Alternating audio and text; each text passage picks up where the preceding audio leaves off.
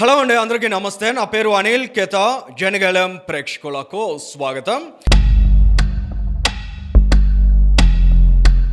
గురువింద గింజ తనకెంతో నన్ను అలుపారు కదా అన్నట్లు జగన్మోహన్ రెడ్డి అసలు తనకు ఏమాత్రం మానవత్వం లేదు, మానవీయ విలువలు లేవు అనే విషయాన్ని మరిచిపోయి నిన్న విశాఖపట్నం వచ్చి మానవత్వం గురించి ఆయన మాట్లాడుతున్నారంటే నిజంగా వినేవాడు వెర్రోడైతే చెప్పేవాడు జగన్మోహన్ రెడ్డి అవుతాడు అన్నట్లు ఉంది పరిస్థితి చూస్తూ ఉంటే.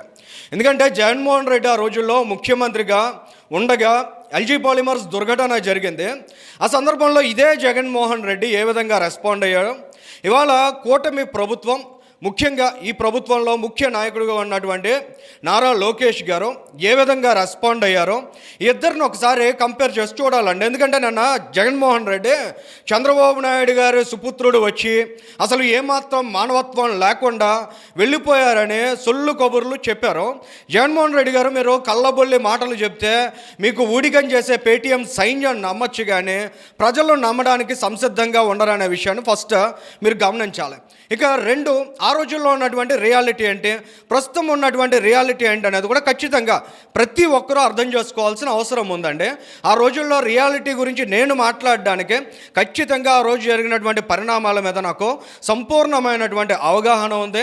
ఆ ఇన్సిడెంట్ జరిగిన రోజు నుంచి కొన్ని రోజుల పాటు ఎల్జీ పాలిమర్స్ దుర్ఘటన పరిసరాల్లోనే మేము పనిచేసి ఉన్నాం, ఆ గ్రామంలో కూడా పనిచేసి ఉన్నాం. ఇన్సిడెంట్ జరిగిన రోజు కూడా ఉదయం 6 గంటల కంటే ముందే అక్కడికి చేరుకుని అక్కడి నుంచి రిపోర్ట్ చేసినటువంటి అనుభవం నాకు ఉంది. కాబట్టి నేను అన్నీ కూడా ఫెయిర్గా ఫ్రాంక్గానే చెప్తానండి.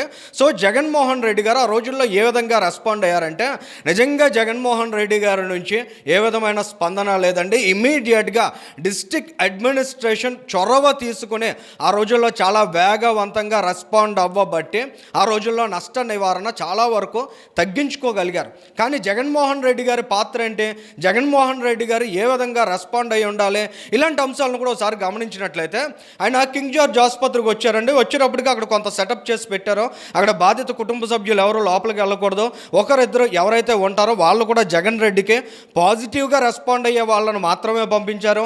అక్కడ మీడియాని అలౌ చేయలేదు, పూర్తిగా మీడియాని రెస్ట్రిక్ట్ చేశారు. ఆయనకి సంబంధించినటువంటి సాక్షి మీడియాని మాత్రమే అలౌ చేశారు. లోపలికి వెళ్ళిన తర్వాత శుభ్రంగా 4-5 ఫోటోలు దిగాడు. వాళ్ళని టచ్ చేయడానికి, వాళ్ళని ముట్టుకోవడానికి కూడా చాలా ఆలోచించి ఆ రోజుల్లో జగన్మోహన్ రెడ్డి మాట్లాడారనేది దృశ్యాలు చూసినటువంటి ప్రతి ఒక్కరు కూడా చెప్పారు. బయటకు వచ్చే ఆ బాధిత కుటుంబ సభ్యులు కూడా ఇటువంటి వ్యక్తి పరామర్శకు వస్తే ఎలా ఉంటుందనేది వాళ్ళు చాలా స్పష్టంగా అర్థం చేసుకున్నారు. ఆ తర్వాత అంశం మనం చూసినట్లయితే అక్కడ ఎవరైతే ప్రాణాలు కోల్పోయారు కదా వారి కుటుంబ సభ్యులను ఓదార్చాలి కదా, అటువంటి ప్రయత్నాన్ని జగన్మోహన్ రెడ్డి ఎక్కడ చేయలేదండి. ఎందుకంటే అక్కడికి వెళ్తే వాళ్ళు ప్రశ్నిస్తారు, వాళ్ళు అనేక రూపాల్లో నిరసన తెలియజేసేటువంటి అవకాశం ఉంటుందని జగన్మోహన్ రెడ్డి అక్కడి నుంచి మొహం చాటేసి ఒక రివ్యూ మీటింగ్ పెట్టుకుని ₹1 కోటి పరిహారం ఇస్తామనే ప్రకటనతో అక్కడి నుంచి వెనుదిరిగాడు. కానీ 100 మందికి పైగా సుమారు 160-180 మంది అందులో ఆ ఇన్సిడెంట్లో అస్వస్థతకు గురయ్యారు. వారందరికీ కూడా పరిహారం చెల్లించాల్సి ఉంది. కానీ కూటమి ప్రభుత్వం ఏర్పాటయ్యే నాటికి కూడా పరిహారం చెల్లించలేనటువంటి దుస్థితి ఆ రోజుల్లో జగన్మోహన్ రెడ్డి ఉద్ధరించాడనేది ప్రతి ఒక్కరూ కూడా అర్థం చేసుకోవాలండి. కానీ జగన్మోహన్ రెడ్డి ఆ రోజు టూర్ కంప్లీట్ అవగానే అక్కడి నుంచి ఆయన వెనుదిరగగానే ఎవరైతే అస్వస్థతకు గురయ్యారో వాళ్ళందరినీ డిశ్చార్జ్ చేశారు. ఎందుకు డిశ్చార్జ్ చేశారు అనేటువంటి ప్రశ్న అడిగితే గవర్నమెంట్ నుంచి అంటే జగన్మోహన్ రెడ్డి లేదంటే విజయసాయి రెడ్డి నుంచి స్ట్రిక్ట్ ఇన్స్ట్రక్షన్స్ ఉన్నాయి. వాళ్ళందరినీ అక్కడ లోపల పెట్టుకున్నట్లయితే వారందరినీ కూడా బాధితులుగా చూసి వారందరికీ పరిహారాన్ని చెల్లించాల్సినటువంటి పరిస్థితి ఉంటుంది. కాబట్టి వారందరి ఆరోగ్యం కుదుట పడిందని చెప్పి కేవలం 36 గంటల సమయం కూడా గడవడానికి ముందే వారందరికీ డిశ్చార్జ్ ఇచ్చి బయటికి పంపేశారంటే ఎంత అమానవీయంగా ఆ రోజుల్లో వ్యవహరించారనేది ప్రతి ఒక్కరూ కూడా అర్థం చేసుకోవాలండి. అక్కడ రిపోర్టింగ్ చేసినందుకు గాను నాకు కూడా స్కిన్ ఇన్ఫెక్షన్ వచ్చింది. అంటే నేరుగా అక్కడ ఇన్సిడెంట్ జరిగినప్పుడు ఆ గ్యాస్ పీల్చినటువంటి వాళ్ళ పరిస్థితి ఏ విధంగా ఉంటుందనేది ఒక్కసారి ఊహించుకోండి. కానీ జగన్మోహన్ రెడ్డి ఎక్కడ మానవత్వంతో ఆలోచించలేదు. జగన్మోహన్ రెడ్డి పూర్తిగా మానవత్వం చచ్చిపోయినటువంటి వ్యక్తిగా ఆ రోజుల్లో ప్రవర్తించాడు. వాళ్ళకి అనేక హామీలు ఇచ్చారు. కానీ ఆ తర్వాత 3 ఏళ్ల పాటు వాళ్ళే అధికారంలో ఉన్నారు. ఏ ఒక్క హామీని కూడా ఆ రోజు జగన్మోహన్ రెడ్డి అమలు చేయలేదు. మరి అటువంటి జగన్మోహన్ రెడ్డి వాళ్ళు వచ్చి వచ్చి కూటమి ప్రభుత్వానికి నీతులు చెబుతున్నాడో, శుద్ధులు చెబుతున్నాడో, ఇటువంటి శుద్ధ పోస నీతులు చెబితే, శుద్ధులు చెప్తే వినేటువంటి పరిస్థితిలో కూటమి ప్రభుత్వం ఉందా అనేది కూడా ఒకసారి మనం గమనిద్దామండి. నారా లోకేష్ గారు బాధితులు ఎవరైతే ఉన్నారో, వాళ్ళ ఆసుపత్రిలో చికిత్స పొందుతున్న వాళ్ళు ఉన్నారో అక్కడికి వెళ్ళి వాళ్ళకి మెరుగైన చికిత్స అందిస్తాం, మెరుగైన వైద్యం అందిస్తాం అనేటువంటి మాటలు చెప్పి అక్కడి నుంచి వచ్చేయచ్చు. కానీ ఆ విధంగా కాకుండా నారా లోకేష్ గారు నేరుగా ఎవరైతే ప్రాణాలు కోల్పోయారో ఆ బాధిత కుటుంబ సభ్యుల దగ్గరికి వెళ్ళారు, వారితో కూర్చుని మాట్లాడారు, వారు చెప్పేదంతా విన్నారు, వారికి ప్రభుత్వం ఏ విధమైనటువంటి భరోసా ఇస్తుంది అనేటువంటి విషయాల మీద కూడా స్పష్టత ఇచ్చారు. నిర్దిష్టంగా 90 రోజుల్లో మీకు న్యాయం చేస్తాం, మీరు కుటుంబ పెద్దలను కోల్పోయారో మీకు జరిగినటువంటి నష్టాన్ని మేము కంపెన్సేట్ చేయలేం, కానీ మీ కుటుంబానికి మేము అండగా నిలుస్తాం, భరోసాగా నిలుస్తామని వారికి స్థైర్యాన్ని చెప్పేటువంటి ప్రయత్నాన్ని నారా లోకేష్ గారు చేస్తూ ఉంటే, ఓవైపు బులుగు మీడియా ఏ విధంగా వ్యవహరించింది, అక్కడ ఉండేటువంటి స్టీల్ ప్లాంట్ కార్మిక సంఘాల నాయకులు ఎవరైతే ఉంటారో వాళ్ళని ఏ విధంగా రెచ్చగొట్టింది. నారా లోకేష్ గారు వచ్చే సమయానికి ఆ రోజు జగన్మోహన్ రెడ్డి ఇచ్చినట్టు మీరు కూడా ₹1 పరిహారం ఇవ్వండి అని ప్రకటన చేయమని, ఆ విధమైనటువంటి నినాదాలు చేయమని ఏ విధంగా వాళ్ళు రెచ్చగొట్టారో, ఈ స్టీల్ ప్లాంట్ కార్మిక సంఘాల నాయకులు కూడా ఏ విధంగా రెచ్చిపోయారో, ఏ విధంగా నారా లోకేష్ గారి మీద నోరు పారేసుకున్నారనే అంశాలు కూడా ఒక్కసారి మనం గమనించినట్లయితే నిజంగా బాధితుల పట్ల కన్సర్న్ ఉన్నటువంటి నాయకులు ఎవరనేది చాలా స్పష్టంగా అర్థమవుతుందండి.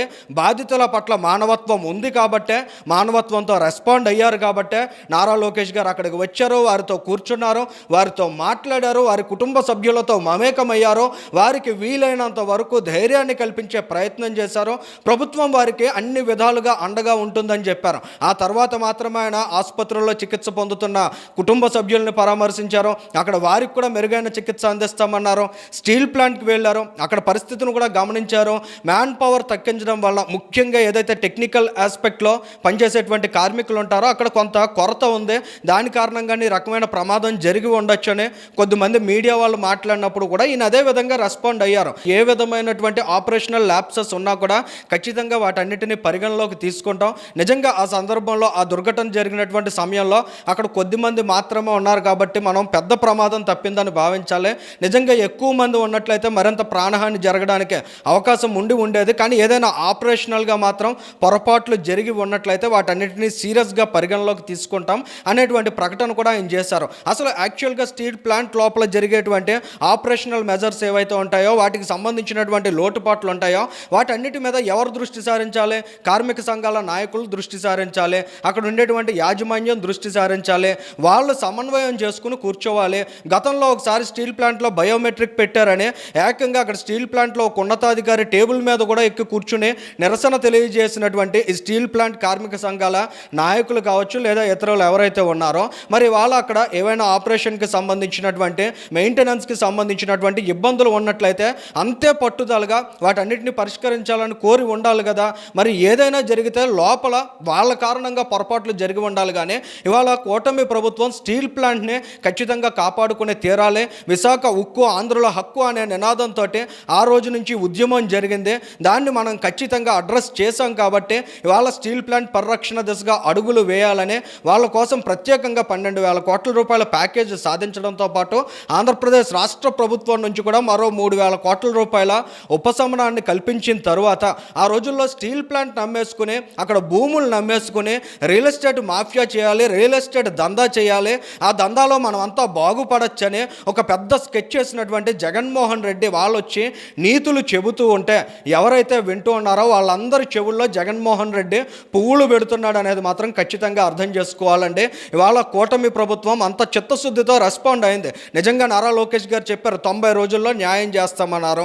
ఆ సమయం లోపల కూటమి ప్రభుత్వం చెప్పిన విధంగా మాట నిలబెట్టుకోకపోతే దాని మీద కొన్ని ప్రశ్నలు లేవనెత్తొచ్చు. కానీ వాళ్ళ ప్రమాద దుర్ఘటన జరిగిన రోజే మీరు ₹1 పరిహారం అనేది ప్రకటించేసి చేతులు దులిపేసుకోండి అంటే రేపటి రోజున ఆ కుటుంబానికి సంబంధించినటువంటి పిల్లల్ని లేదా వారి బాగోగుల్ని చూసేది ఎవరో, వాటన్నిటినీ కూడా మేము బాధ్యతగా తీసుకుంటామని కదా వాళ్ళ నారా లోకేష్ గారు చెప్పేది. ఖచ్చితంగా అంతకు మించినటువంటి పరిహారం వాళ్ళకే అందే విధంగా చూస్తామనేటువంటి భరోసాను కదా ఆయన ఇస్తోంది.